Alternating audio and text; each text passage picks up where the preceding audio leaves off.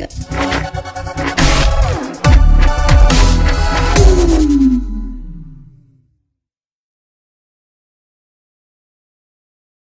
it's Benny One, and I'm back at you with another movie review, and today we're reviewing Space Jam, everybody, the original 1996 Space Jam. I figured I rewatched it, and I used to watch this movie a ton when I was a kid. Childhood favorite movie of mine. I had the VHS copy that came with the cool, coin inside of the little sleeve of the VHS, and those big, thick VHS plastic cases that those movies used to come in. So I'm a big fan of Space Jam, and I figured since the new one drops tonight at midnight on HBO Max, I figured, you know what, I better rewatch it and do a review for it really quick for y'all before the new one comes out, everybody. Alright, so this movie is loaded with a cast. Holy shit. We have all of our classic Looney Tunes characters.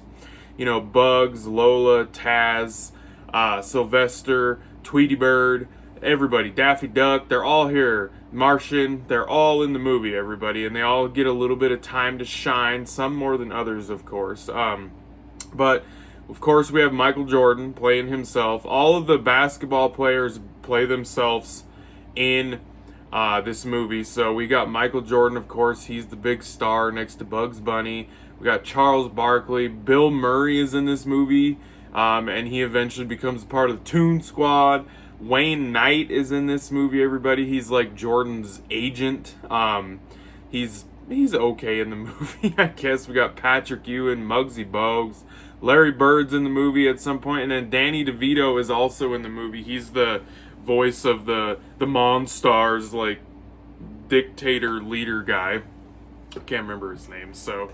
but yeah, so the backstory of this movie is Michael Jordan and Nike they've came up with a new way to promote and sell the Air Jordans in commercials, and they were like, let's put the Looney Tunes in the commercials with Michael Jordan, and they were like, especially Bugs Bunny.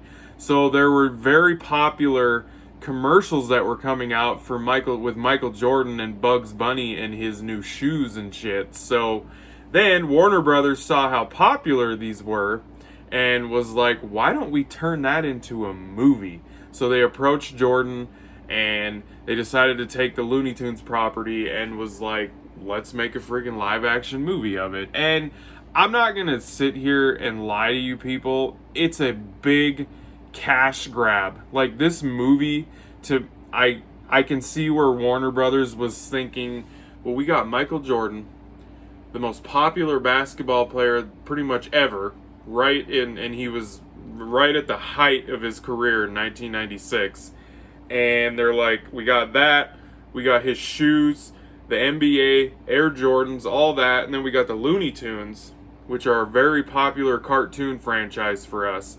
Let's put them together and we can make some money just based solely on the fact of it's Michael Jordan and the Looney Tunes. And that's what this movie is. If you're looking at it from a technical movie reviewer aspect, which I'm a laid back movie review guy. If you guys watch my movie reviews, I'm not a critic movie reviewer. I don't get super critical about movies a lot, unless they really upset me. But if you look at it as a movie side, this movie's a cash grab.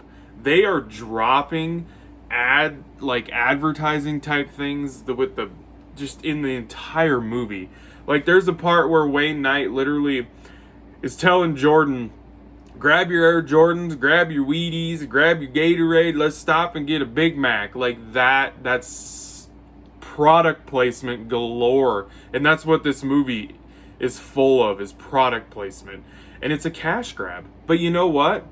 I was a huge fan of this movie as a kid. Like, I enjoyed this movie because it was targeted for kids, because Michael Jordan was the most popular basketball player in the 90s. He owned the 90s when it came to the sports world. The NBA was huge when he was playing.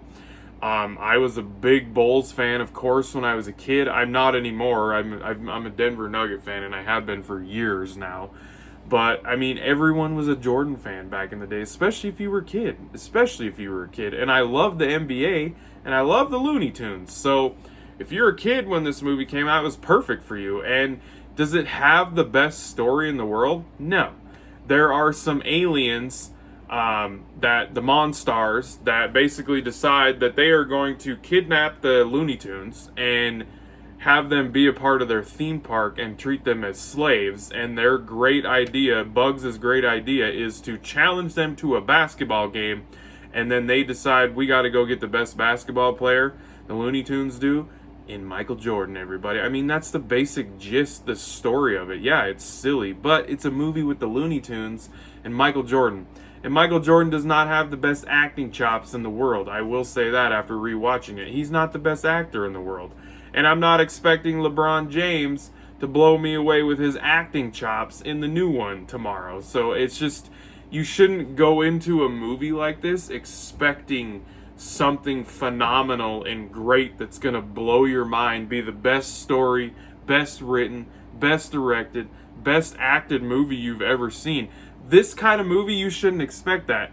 It's a movie with a basketball player, the greatest basketball player to ever walk this earth, and the Looney Tunes. What do you expect?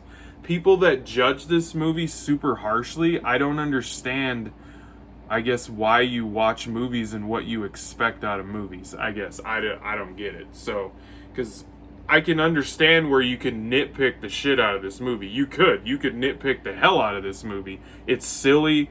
The story's not that great. The pacing's kind of weird at some points. The acting is not very good. I mean, you have NBA players acting in the movie, so they do the best they can. But it's a fun movie. It's just a fun, nostalgic movie. It's like a celebration of Michael Jordan and his career, because like the opening credits is a huge montage of like Michael Jordan's career.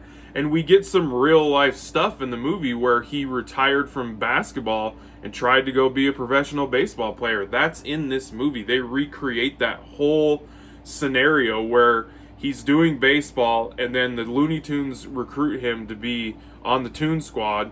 They have the basketball game, they win, and then he goes back to the NBA. So they kind of recreate what happened in real life, and that's cool. So it's a little bit of a celebration of Michael Jordan and his career with these awesome Looney Tune characters and shit that have been around forever. So like, it's just a fun, lighthearted movie with the Looney Tunes and Michael Jordan in a basketball game, and it has funny parts. It's got some cool side characters as far as like the actors, like Bill Murray coming on board, Danny DeVito. So for me, it's really nostalgic. It's a lot of nostalgia for me because I was a kid in 1996. I was 9, so like I was the target audience for this movie. So I still enjoy it for what it is. I'm not gonna, and like I said, I'm not gonna sit here and tear the movie apart because of what it is, because I would not expect more from this movie. Kind of like the new one that comes out tonight at midnight. I'm not expecting it to be the most amazing freaking movie in the world, because I know it's not going to be. The whole concept of it alone, you should not expect it to be. So, but I enjoy Space Jam. I think it's a fun watch still. It's most definitely entertaining for kids. So I'm going to give Space Jam an 8 out of 10, everybody. It's a big nostalgia trip for me. So an 8 out of 10 for Space Jam, everybody. I hope you guys enjoyed that review. Thanks for watching. And I'll be catching you all on the tube laters, because I have spoken.